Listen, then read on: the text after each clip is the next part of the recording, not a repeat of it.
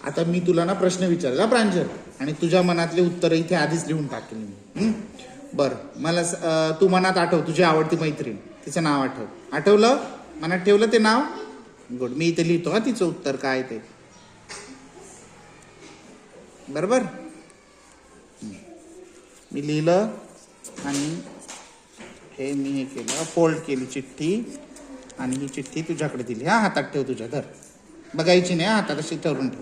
बरं, नाव लिहिलं मी तुझ्या मैत्रिणीचं. काय नाव होतं तिचं? वैष्णवी होतं का? चालेल. आता दुसरा प्रश्न सांग मला. तुझा आवडता कलर आहे ना, तो तुझ्या मनात ठेव.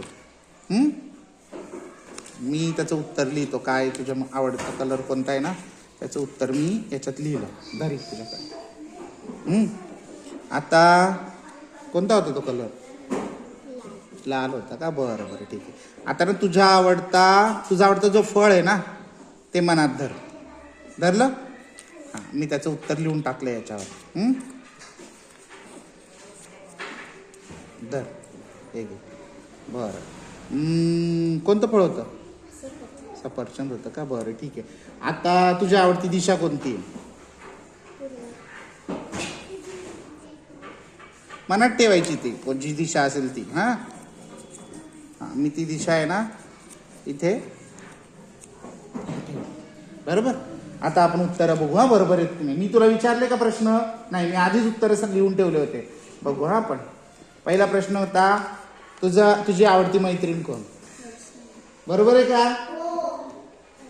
बरोबर. दुसरं होतं, तुझा आवडता रंग कोणता? बरोबर.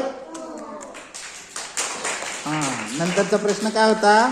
तुझा आवडता फळ. मी आपोआप लिहिलं होतं इथे, सफरचंद. आणि होती तुझी आवडती दिशा, तरी बघ, पूर्व दिशा. बरोबर. इकडे पूर्व दिशा की नाही? बरोबर आलं की नाही? Very good.